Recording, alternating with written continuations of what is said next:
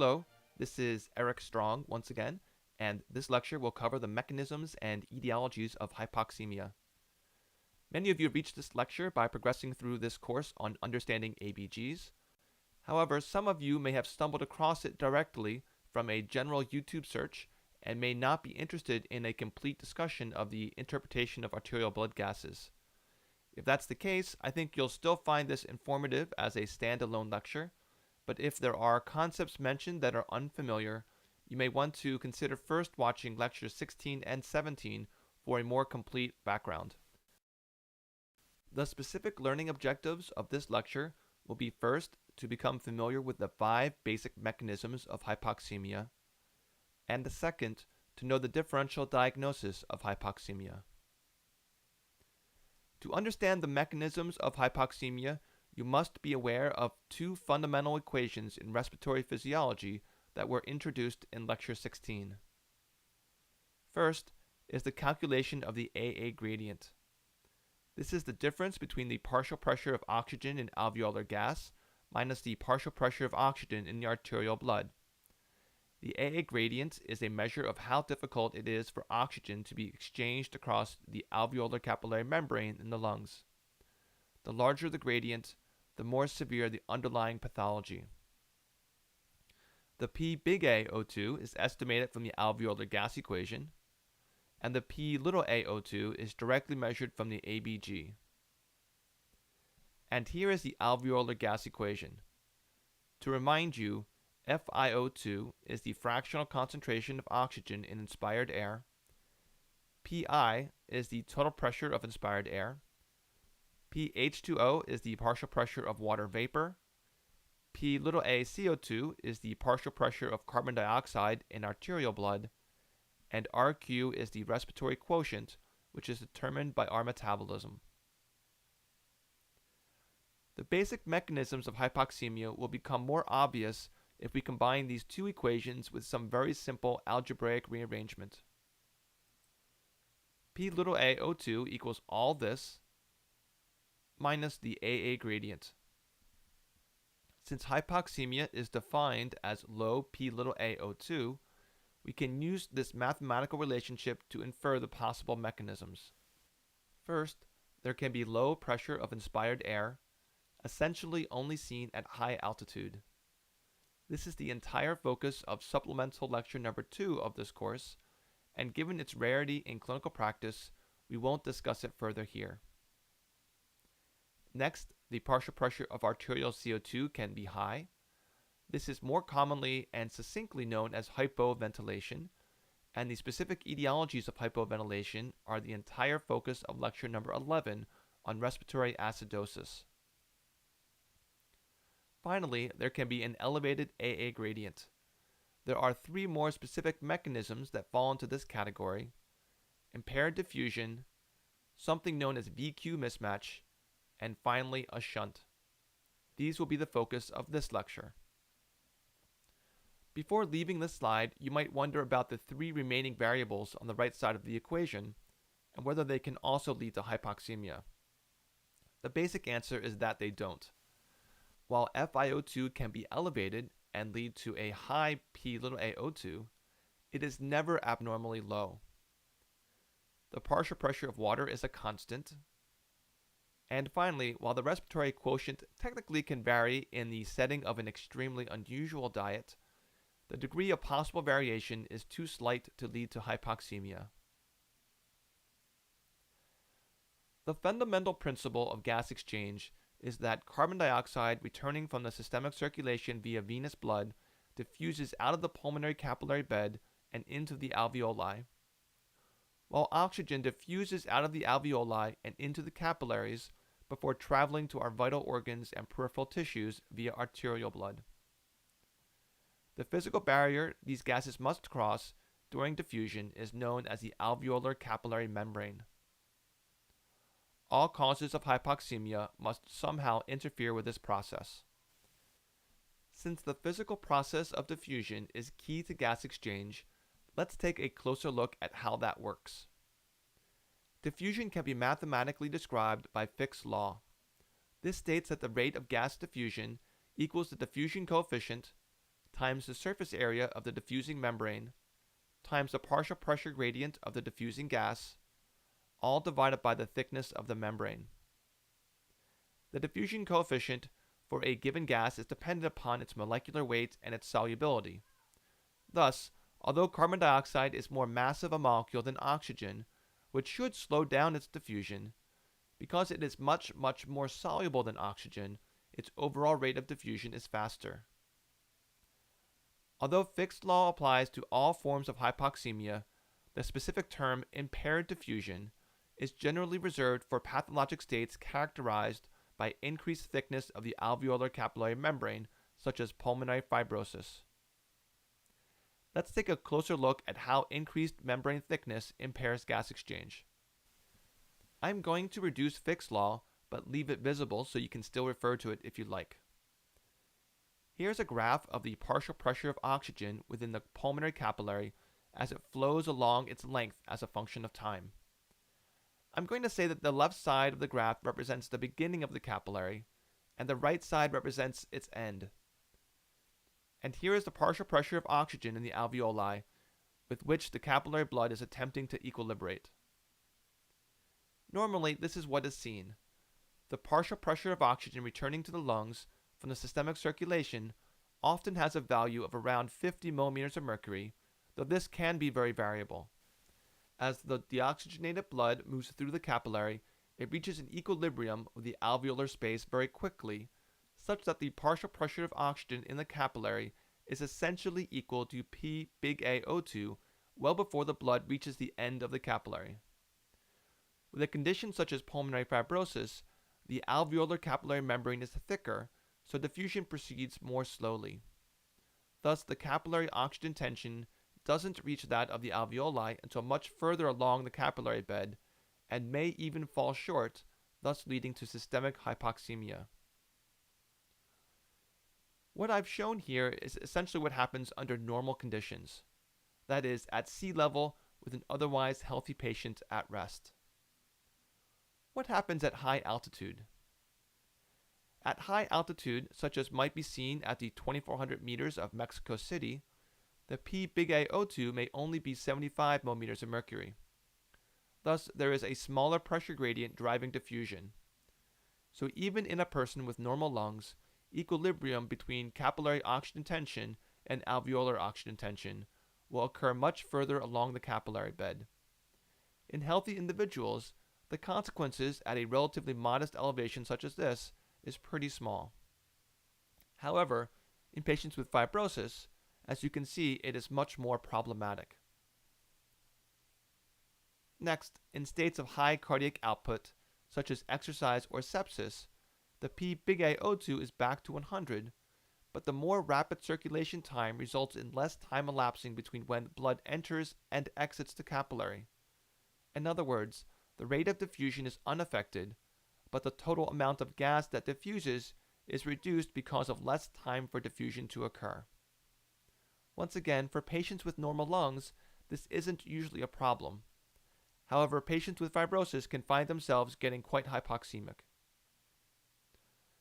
The bottom line is that in states of impaired diffusion, such as interstitial lung disease and pulmonary fibrosis, hypoxemia is particularly exacerbated by high altitude and high cardiac output. You might be wondering how states of impaired diffusion impact carbon dioxide. For comparison, here is our graph for partial pressure of oxygen under normal conditions. Here is P big A CO2, which would determine the pressure gradient driving the diffusion of carbon dioxide.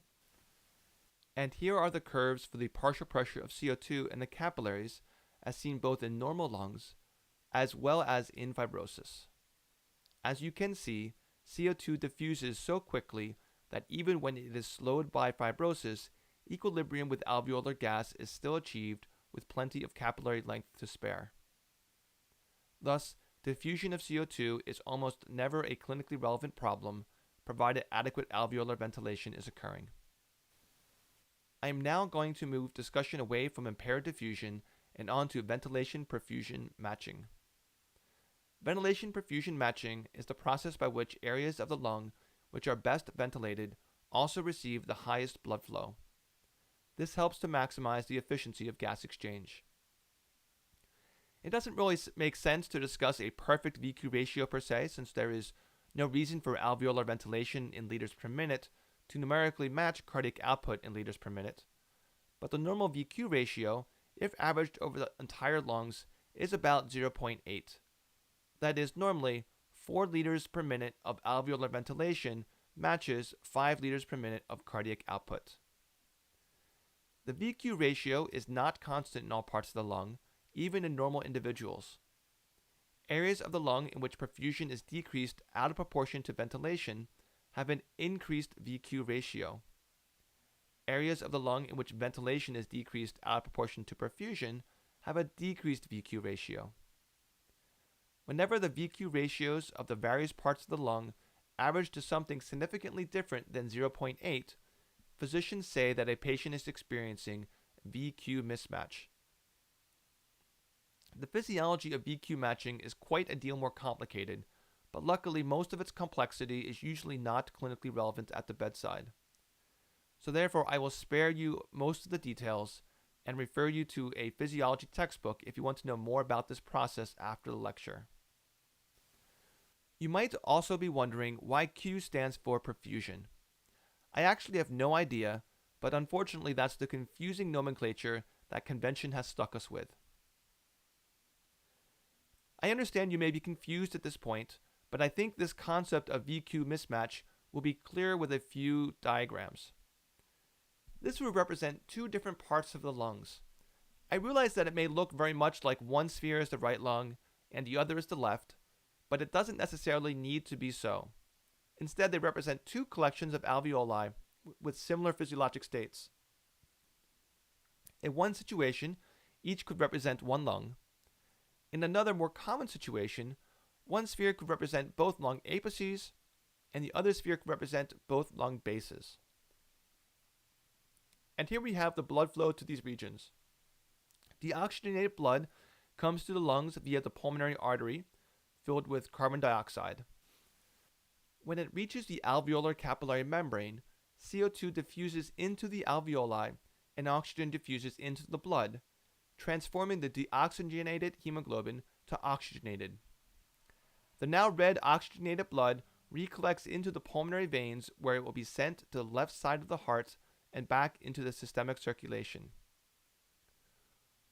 What happens to cause the VQ mismatch that one might see with pulmonary edema? One of the consequences in pulmonary edema is that some, but not all alveoli will literally fill with an aqueous solution that's similar to salt water. This will impair gas exchange in the affected alveoli. Thus, blood leaving the capillaries adjacent to the flooded alveoli will not be fully oxygenated. Therefore, when all of the blood collects in the pulmonary veins to go back to the body, the overall resultant oxygenation of this blood will be reduced from normal. Let's go back again. What if we have a situation where extrinsic compression from something like a tumor reduces the caliber of a large airway, which then reduces the amount of ventilation received by alveoli distal to that obstruction?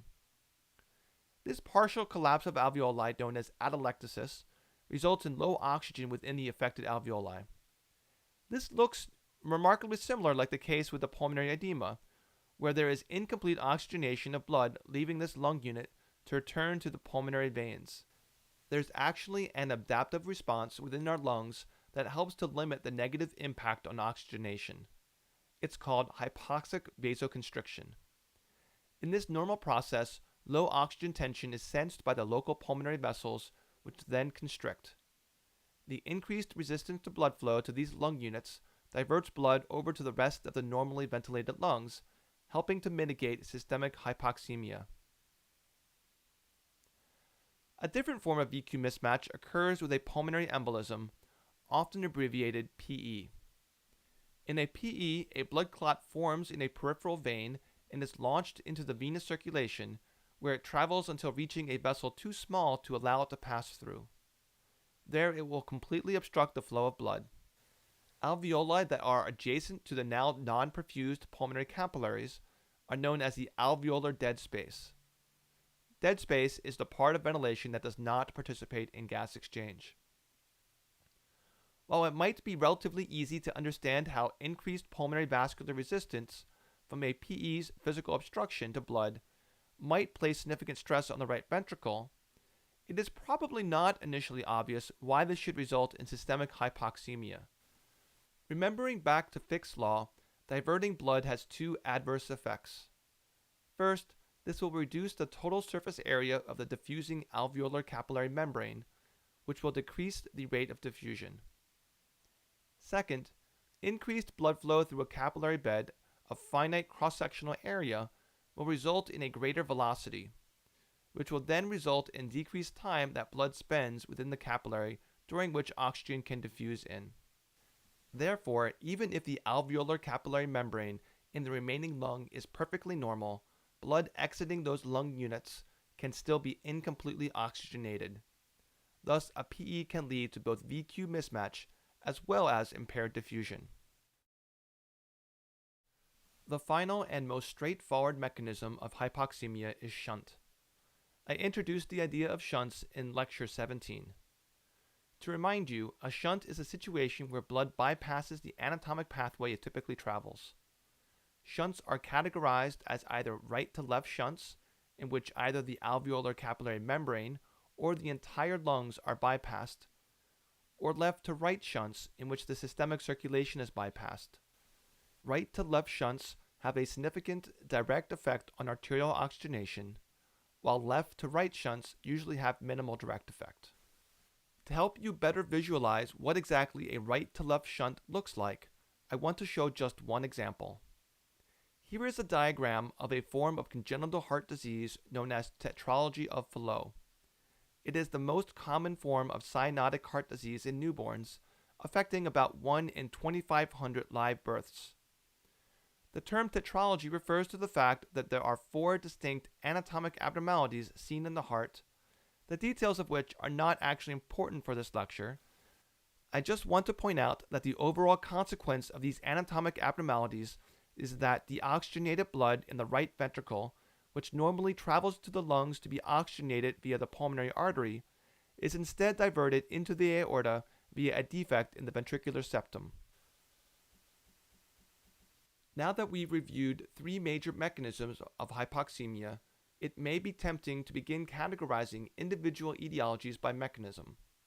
For example, since I used pulmonary fibrosis in the discussion of impaired diffusion, it would seem natural to categorize it as so.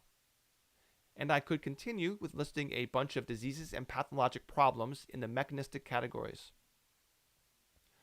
The problem with this process is that, unlike the etiologies of acid-base disorders, the etiologies of hypoxemia cannot be neatly categorized by mechanism, because almost all etiologies result in hypoxemia via more than one mechanism, such as with a PE as we just saw. A true categorization would look something more like this. The only etiology that clearly falls into just a single mechanism is a right-to-left intracardiac shunt. I'm going to go back now and talk a little bit more about VQ mismatch and shunting, in order to demonstrate an important principle that can be used to differentiate the more prominent of the mechanisms at work. Imagine that instead of 2 lung units, like the prior schematic, we now have 3. Again, these spheres obviously don't represent lungs, but rather collections of alveoli that have similar physiologic states or properties, and which I'll continue to refer to as lung units. Here's the blood supply traveling to each of the lung units, and we'll start off by saying that each one has a normal VQ ratio. If our patient has a cardiac output of 6 liters per minute, and each of these lung units is identical, that gives us 2 liters per minute to each one. The oxygenated blood returning from the systemic circulation typically has an oxygen tension of somewhere around 35 and an oxygen saturation of somewhere in the neighborhood of 67%. Since ventilation and perfusion are both intact and all of our lung units have normal VQ ratios, the oxygen tension of blood departing the pulmonary capillary beds of each unit is the same, in this case about 100, and with an O2 saturation of about 97%. Thus, when the oxygenated blood is mixed in the pulmonary veins and left atrium, the resulting PAO2 is also 100 and O2 sat is also 97%. That seems quite straightforward. However, what if these three lung units are not equal? What if one of them, for some reason, has poor perfusion resulting in an elevated VQ ratio, and another has some limitation of ventilation resulting in a decreased VQ ratio? Maybe a little hypoxic vasoconstriction kicks in, diverting blood to the normal lung unit, and minimizing how much incompletely oxygenated blood returns to the circulation. Let's add some hypothetical numbers in. I'll start arbitrarily by assigning 1 liter per minute of cardiac output to the low VQ unit, 4.5 liters per minute to the normal unit, and 0.5 liters per minute to the high VQ unit. We'll say that our returning venous blood looks the same as prior. Because ventilation is so poor in this first unit, the PO2 and O2 sat of blood leaving its capillary bed is only minimally increased over that of venous return. Meanwhile, the gas exchange in the normal unit is the same as before. And in the high VQ unit, since ventilation is in excess of perfusion, gas exchange is even better than normal, resulting in a PO2 of 140 and O2 sat of 99%.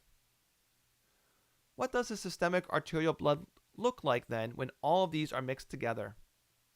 Since the overwhelming majority of oxygen in blood is carried bound to hemoglobin, systemic oxygenation is calculated by taking a weighted average of the oxygen saturations from each of the lung units and not from averaging the oxygen tensions. In this particular example, the weighted average results in a peripheral O2 sat of 93%.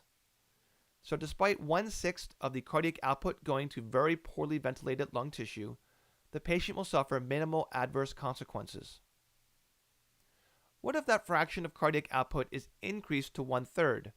That is, 2 liters per minute goes to poorly ventilated lung.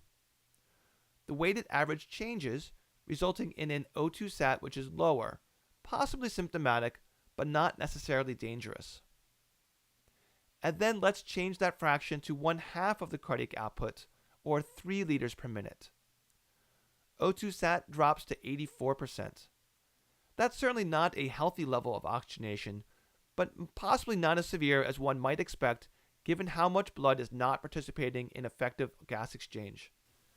Now, what if we take this patient with 3 liters per minute going to poorly ventilated lung and give him or her supplemental oxygen? In this case, 100% supplemental oxygen. How does this change our numbers? In that first lung unit, although there is still a significant gradient between the partial pressure of oxygen in inspired air and the partial pressure of oxygen departing the pulmonary capillaries, departing blood still has a very high oxygen content because the oxygen concentration is so high. The same holds true for the other 2 lung units, but even more so. The final result is near maximally oxygenated arterial blood. But what if we take away that oxygen and then have our airway obstruction progress from partial to complete? This will result in the alveoli distal to the obstruction having no ventilation at all. In other words, a VQ ratio of 0. This is in fact, by definition, a shunt. If we take this patient with an equally large shunt and work out the numbers with him or her breathing room air, the result is an O2 saturation of 83%, which is very similar to what we saw if that first lung unit wasn't completely occluded but only partially so. However, if we place this patient with a shunt on 100% oxygen, what happens to the systemic arterial oxygenation? Almost no improvement. Even though there is sky-high oxygen tensions in the other 2 lung units while on 100% FiO2, remember that it's not the PO2 in the capillaries that dictates the arterial oxygen tension, but rather it's the weighted average of their O2 saturations. So what exactly is the influence of the shunt fraction on response to changes in the fractional concentration of oxygen in inspired air? Here is a graph of arterial oxygen tension as a function of FiO2. When 10% of the cardiac output participates in a right-to-left shunt that bypasses gas exchange, here is the relationship that is observed. A normal PaO2 of 100 can be achieved with only modest amounts of supplemental oxygen. However, if that shunt fraction is increased to 20%, it requires a very high concentration of supplemental oxygen to achieve a PaO2 of 100. And once the shunt fraction reaches 30%, depending upon the patient's cardiac output and other factors, it may no longer be possible to achieve a PaO2 100 at atmospheric pressures. And finally, once the shunt fraction has reached 50%, that is, when half of the cardiac output is bypassing either the alveolar capillary membrane or the lungs themselves in their entirety, increasing FiO2 produces almost no change in PaO2 at all. This leads us to important conclusions that will allow us to better differentiate which mechanism of hypoxemia predominates in a specific clinical scenario. In shunts, the oxygen saturation of arterial blood does not fully correct with 100% FiO2 unless the shunt is very small. The oxygen saturation in situations of impaired diffusion and VQ mismatch usually fully correct with 100% FiO2 unless the underlying pathology is very severe and or advanced. And although I have mentioned hypoventilation only in passing during this lecture, I would like to note here that the O2 sat in hypoventilation always fully corrects with 100% FiO2. However, the PaCO2, which is the real problem in hypoventilation and which is less readily detectable, is not helped by oxygen and can even be made worse. This is why supplemental oxygen is never appropriate therapy by itself for hypoventilation.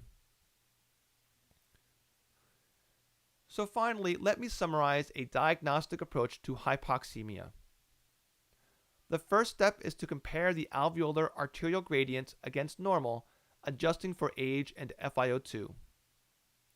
If the AA gradient is normal, you must be dealing with hypoventilation or low atmospheric pressure. If it's elevated, next check whether the O2 saturation completely corrects with 100% oxygen. If not, then the patient probably has a right-to-left shunt. However, if it does correct, then the patient probably has either VQ mismatch and or impaired diffusion as the primary mechanism of hypoxemia. As I have indicated already, almost all causes of hypoxemia associated with an elevated AA gradient have more than one mechanism at work, and there is no single algorithm to use at this point that will identify a specific diagnosis. So instead, you must review the history and exam and check a chest X-ray to help narrow down the possibilities. If a shunt is present, you should also consider getting an echocardiogram with a bubble study. In a bubble study, agitated saline is infused into a vein to introduce small bubbles into the right side of the heart. The echocardiographer can then observe whether or not these bubbles make their way to the left side of the heart, which would confirm a shunt is present, since the bubbles should not be able to pass through the very narrow pulmonary capillaries. If bubbles do end up on the left side, based on how quickly they appear there, one can make an educated guess as to whether the shunt is present in the heart or the lungs, even if the defect leading to the shunt is not directly observable. I'm going to end this lecture on this next slide. Although I just said that there was no specific algorithm to use to determine a specific etiology of hypoxemia, there are common patterns of radiographic abnormalities on chest X-ray that can help focus the differential diagnosis. This slide is actually adapted from Marini's solid intern-level textbook, Critical Care Medicine. First, the lungs on chest X-ray could appear completely normal. This is what one might expect from a COPD or asthma exacerbation, pulmonary embolism, hypoventilation, intracardiac shunt, or pulmonary AVM. Next, the lungs could have a single lobe that appears abnormal. This most obviously suggests pneumonia, but could also be seen with a pulmonary infarct or collapsed lobe. Then, with diffuse involvement of just one lung, one should consider a large pleural effusion, collapsed lung or mucus plug, severe pneumonia, re-expansion pulmonary edema occurring after a large effusion has been drained, or intubation of the opposite main bronchus. Finally, with diffuse bilateral abnormalities, one should consider pulmonary edema, ARDS or acute lung injury, interstitial lung disease, or atypical infections such as viral and fungal pneumonias. That concludes this lecture on the mechanisms and etiologies of hypoxemia. I hope you found this to be interesting and useful, and I also hope it cleared up confusion on a topic that many people find it difficult to wrap their head around. If you enjoyed it or have any questions, please feel free to like the video or leave a comment. The next lecture in this series will discuss carbon monoxide poisoning and methemoglobinemia.